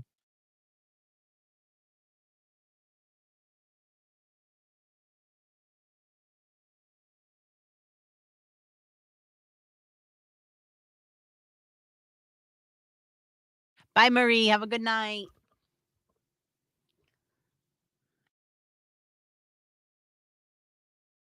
That Ozempic's being abused is what you mean, Beth? I think so, too. I'm a little worried about it. Everybody I know was on it, It's like, a little concerning.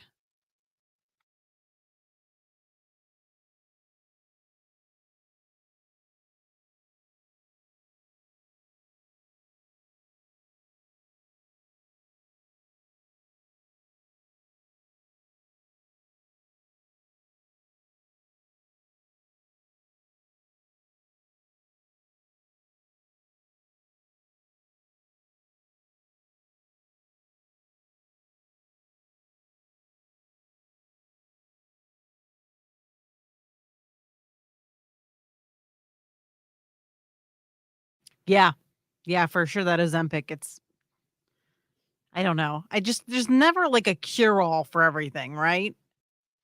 And the fact that people are so they'll run to that stuff. I'm like, hold on, wait, I don't know. I'm being nervous about it, maybe. I don't know.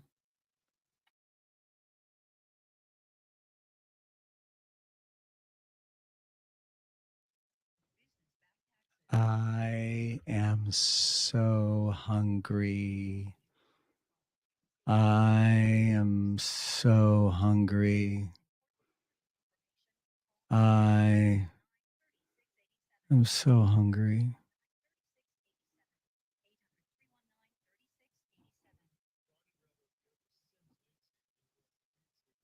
What could have you eaten today if you had eaten instead of flown a drone?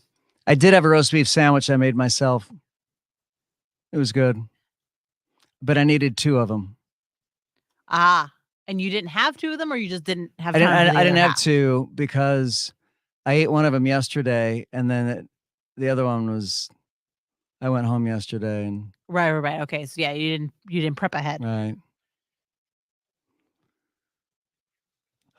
Ronnie made this wonderful dinner last night. It was a Mediterranean chicken, but it has olives in it, which is Mediterranean. I'm not an olive guy. Oh my, you're not an anything guy. That's not true. You're a spaghetti guy. I'm a spaghetti guy, yeah. Maria had taco lettuce wraps. That sounds good. It does sound good. Thank you for coming back and telling us that. I love olives. I'll have olives on anything. That's why no one likes you, Laurel. There's one too many Pauls involved here because people are saying Paul back and forth. I think they're talking about Paul Paglia. Yeah, no, I think they're talking about you. Paul Paglia. I think Stephanie's talking about you, Paul Cross. Oh, I'm letting you all just do your thing. Beth, that roast sounds delicious. My husband just texted me and asked me what I want for dinner, and I'm like, I don't know. Whatever's easy. What do you say? I worked in my office a little bit there. You can see the background. I've got a little bit more going on. Yeah, that looks very, very nice. I got more to do, but trying to empty boxes. Feels good when you get a box down, doesn't it? One box down and 99 to go. It's like the I know. Beers on the Wall song. You just never flip it in. Yeah, I know that feeling. Ooh, that sounds good, Karen. Tell me what that is. Nachos and olives, I assume. And I think you've told us before, haven't you? I've heard of that before, at least. I got to do a Wendy's read right now, but I know it's not going to do anything to Joe because it's about a Baconator even later. And he hates Mediterranean nachos.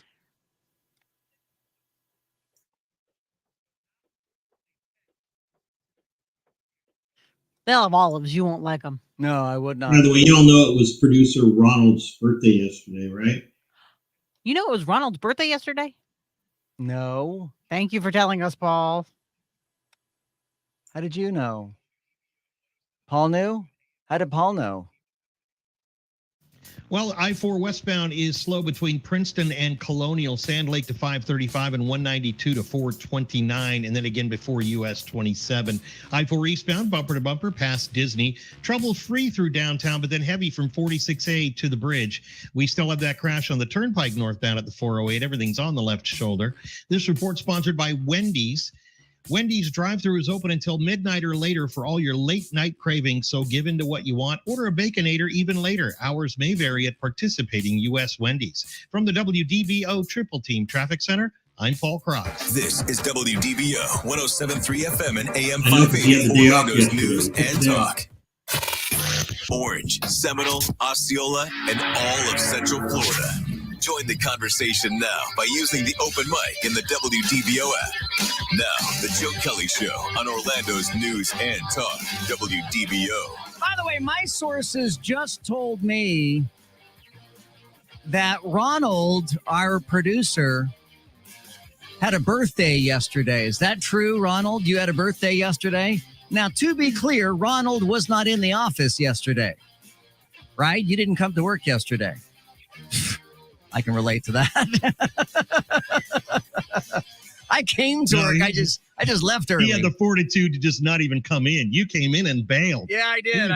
Well, happy birthday, Ronald. So congratulations, Ronald. Happy birthday. Ronald. 30, 33, 32, 20, 20, like that. 27, 20, are you 28, 29? In radio, yeah. 30, something like that. All right. Well, congratulations. Radio years. Happy birthday to you. All right, let's go to Mr. G is joining us at 844-580-WDBO. And I'm told that you're a teacher. Is that right, Mr. G? Yes, I am. And a father of 5 children that range from 23 to 34 years old. Good for you. And been listening to you since 2020 when you would keep me company from UCF all the way to Kirkman Row on the 408 in the mornings. I appreciate you Early in the listening. morning. Yeah. That was a long time ago. Well, it seems like it. Well, yeah. You used to have the little filming in your little studio, I think at your house. Or that's right. Yeah, during the pandemic. With a cat. I know. That was always around there. Yeah, I Anyway. still have that cat, Katie George Washington. Well, here's my bullets. Number one, it's parenting. If you don't teach your children about what the great country they're in, they will never know. They will feel enabled. When I tell children at school, you think that every child in the world, when they raise their hand, they can go to the bathroom. You think that when they open the refrigerator, if they have a refrigerator, they can choose what kind of juice they want. So our children are so enabled, but the parents are the ones that have to tell them. In elementary school, social studies is very low on the poll. Usually it's not even taught at all. During social studies, no problem. And then you get it in 7th grade civics. But then when you get to college, if you go to college, their ideals and ideology shape you a different way. Oh, boy, it sure does. It sure does. That is And my children- a liberalism factory. Colleges are most colleges and universities. Yes. And then if you don't instill this into your children, they're just going to take it for granted and not really care. Like I said, my children range from 23 to 34, which I have 2 Gen Z and 3 millennials.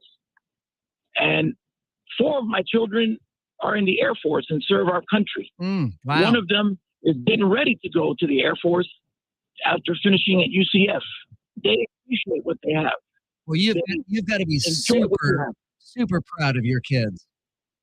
I am, and when you go to other countries like I have, and they don't like Americans because they feel that we are spoiled and enabled.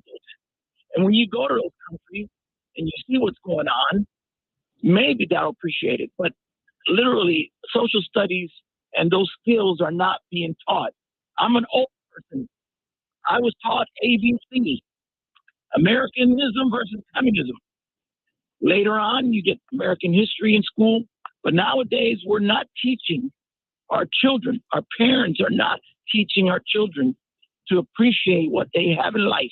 You know, so it's so interesting. It's so interesting what you just mentioned there, Mr. G. You were talking about, you know, how we used to have a common enemy of the Soviet Union. You know, we used to have a common enemy of during World War II of Germany and Japan. But after the Iron Curtain fell, we no longer had a common enemy. And that study that I was reading about pride in America, they say that over the past 2 decades, Americans expressed extreme pride after 9/11 because we had a common enemy after 9/11. But by 2005, that declined. We no longer have a common enemy. And without a common enemy, we turn on one another and we just tear each other apart. And it kind of makes you long for the old days of the Cold War, you know, when we had a common enemy. It is a sad situation to see our country divided so much, and it's very sad. You know, one of the things that I see in our schools that helps a little bit, and we talked about that, is the influx of a lot of these children, and they tell stories to the children that are from here. And I've heard horror stories of how they got here. And then the children, they might appreciate it more. Yeah. I had a student with a broken arm and it healed crooked. And I remember one day they said to him, they asked him, what happened to your arm? He said, well, I broke it in Honduras and there's no doctors and my parents couldn't afford for me to get it fixed. Wow. So now I have a crooked arm for the rest of my life.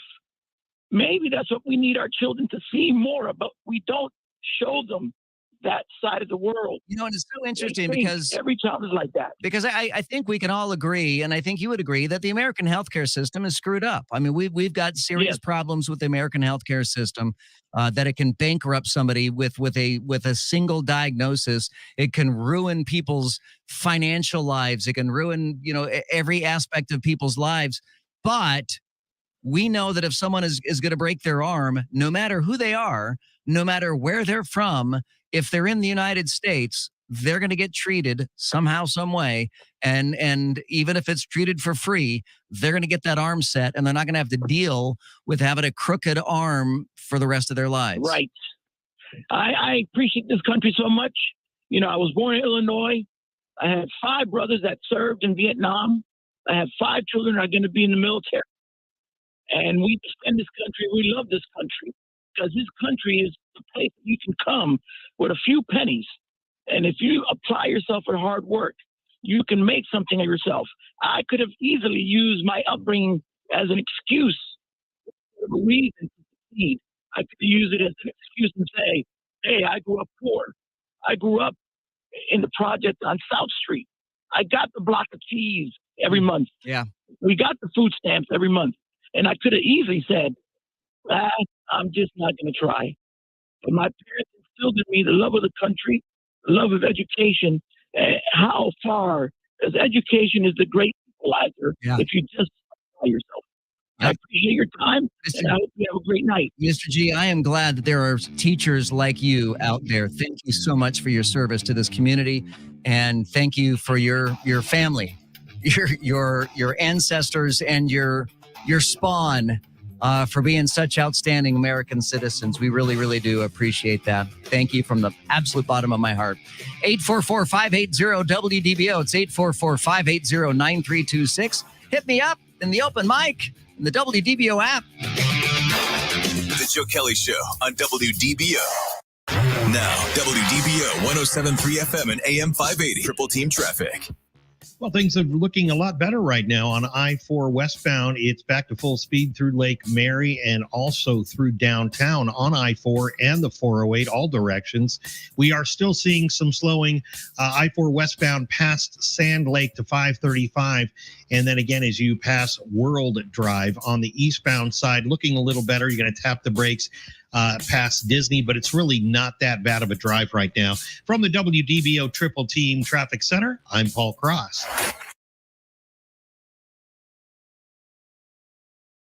A heat wave that's been scorching the Southwest for weeks is moving east. It'll likely bring temperatures toward 100 degrees to several Midwest states this week, while the East Coast could see its hottest weather of the summer.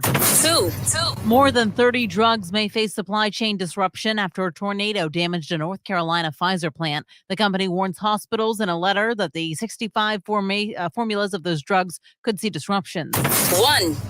Donald Trump is criticizing Senate Republicans for not attacking President Biden as aggressively as Republicans in the House. Trump, in a post on Truth Social, said House Republicans are showing that Biden is the most corrupt president in U.S. history. He questioned why Republican leaders in the Senate have yet to speak on corruption allegations against Biden.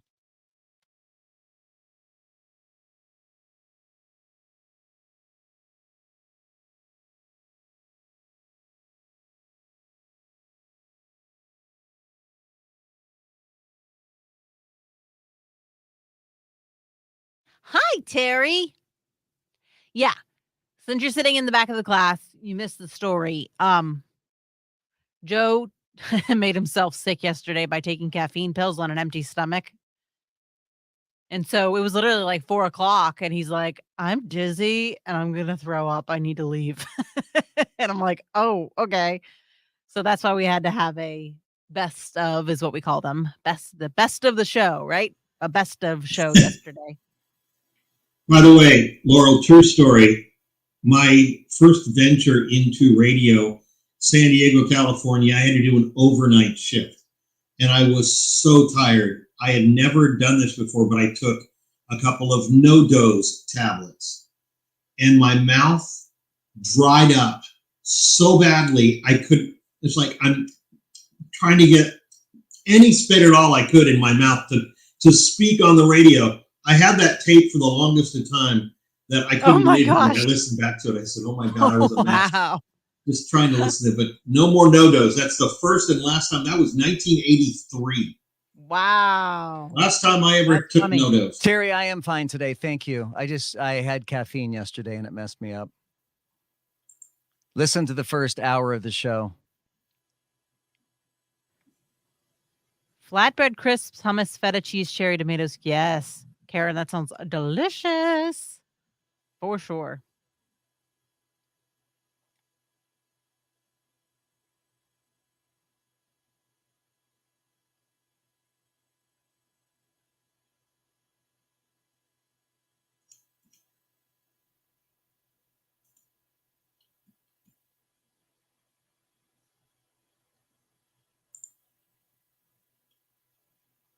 We'll keep you in mind, Terry. Thank you. Particularly next time they make me fill in. I'm like, I don't know what to talk about. I'll be like, oh, I'll just call Terry. I'll keep you on my backup list.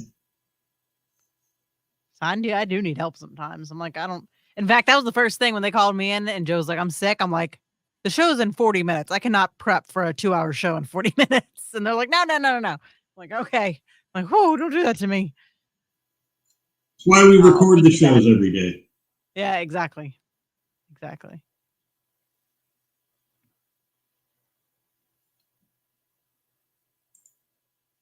What station did you work for in San Diego, Paul Cross? Paul Paglia's asking. Quite a few. Hold on. Got a new crash here. I just want to make sure I get it down. San Diego, California. In the 80s, I worked at 91X. I worked at KGB FM. I worked at KIFM, which was smooth jazz. I worked then later on San Diego. I worked at K-Best 95 doing oldies. I worked at Eagle doing nights on a classic rocker. Yeah, I've done a lot. And I went to Palm Springs and I worked there for 3 years. Palm Springs, I could show you a picture, you'd laugh, but I did a morning show with Jimmy Kimmel and Carson Daly. They were the three of us. So I know a lot of people don't like Jimmy Kimmel, but back then, that's a name to back drop. then Man. we had a good time. And Carson Daly was only 17 years old. So What? Oh my he was our gosh. intern. That is So cool. yeah, I did that. Then I went to New Mexico. Then I went to Orlando from New Mexico, and I was here at WLOQ doing smooth jazz for a while. I bounced around. It's like being a military brat, you know. Been in the business a long time. Did Paul get fired a lot? No. I usually got advanced. I moved on because I had another opportunity. I've only been laid off twice in 40 years. Never fired. But there's always tomorrow. I'm wearing a shirt that says, has an American flag on it. You can point out a lot of negative traits that America has and a lot of blemishes in her history, but the bottom line is she's done more to advance liberty and freedom around the world than any other country on the planet, and will continue to do so. The political climate in the country, now that's a different story, but we'll get through that. I love America. See you later, folks. I think he's got like one of those Radio Shack phones or something like that. One of those Sports Illustrated, football phones or something. I'm not sure. For the lady that said that all the young people that aren't happy with America should just leave. No, we're going to change the things that we don't like about this country. That's what America's about. That's what makes America so great, is that when you don't like something that's going on, you change it. You do the right thing. You don't just leave. That's what cowards do. Well, I think, and I don't want to put words in anybody's mouth, but I think what the previous open mics meant when they said, you know, if you don't like it, you can leave. I think part of that is go out into the world and look at how other nations are run, how other nations deal with their citizens, and you might come back to America much more proud of the country that you left, that you didn't have that pride when you were here the first time. I think that's kind of what they were getting at there. And then the other part of that is you say, you know, don't leave, you know, just change what you don't like. I mean, there are some people who want to eliminate vast swaths of the U.S. Constitution. I mean, there are people who are ready to get rid of, at the very least, the Second Amendment, parts of the First Amendment, if not all the First Amendment. I mean, there are people who want.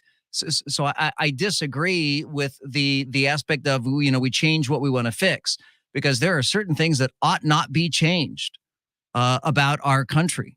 And frankly, the First and Second Amendments are, in my book, two of the ones that are high up on the list of things you don't touch. Don't mess with the First Amendment. Don't mess with the Second Amendment. Don't mess with the Constitution. So you know, there are some hangups there that are problematic, quite frankly. My name is Joe Kelley. If you guys ever missed just a minute of the Joe Kelley Show, you can always find it. Just look for the Joe Kelley Show podcast wherever you get your podcasts. You can find them in Spotify. You can find it in Apple Podcasts. You can find it in the WDBO app. Just click the on-demand button in the WDBO app. While you're at it, look for the Joe Kelley Show Facebook page. Give that a like and a follow if you would, please. We would appreciate that. I would tell you that I'm on Twitter, but I don't know that I am on Twitter. Evidently, I'm on X now. And when I say I'm on X, I don't mean to say I'm on ecstasy, because now when people say, "Oh yeah, man, I'm on X," then you're thinking, "Wait, is that a drug?" And then what is it called when we actually post something to X now? Is it called excrement? I think it's called excrement. Because it's just, I don't know. Honest to goodness, I have had to question everything I thought I knew about Elon Musk. I thought this guy was some sort of genius. Now I have to say, I think he might be one of the biggest idiots that exists in America today. And I'll leave it at that. We'll just let that linger out there and percolate. We'll go from one idiot to another. Let's go to traffic with Paul Cross. That's right. Y'all have a great night. We'll see you back here tomorrow on the Joe Kelley Show on WDBO.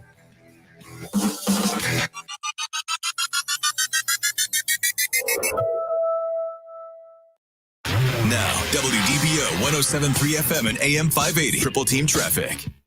Got a crash on Conroy Road westbound. It's right at I-4, blocking the right lane. This is also affecting the on-ramp to I-4. Other than that, we're looking pretty good. It's gotten a lot better right now. This report sponsored by Staples Stores. At Staples, school savings are always in session. From art supplies and essentials to the latest tech, in stock and priced low. School on, save on at your local Staples store. From the WDBO Triple Team Traffic Center, I'm Paul Cross. WDBO Orlando.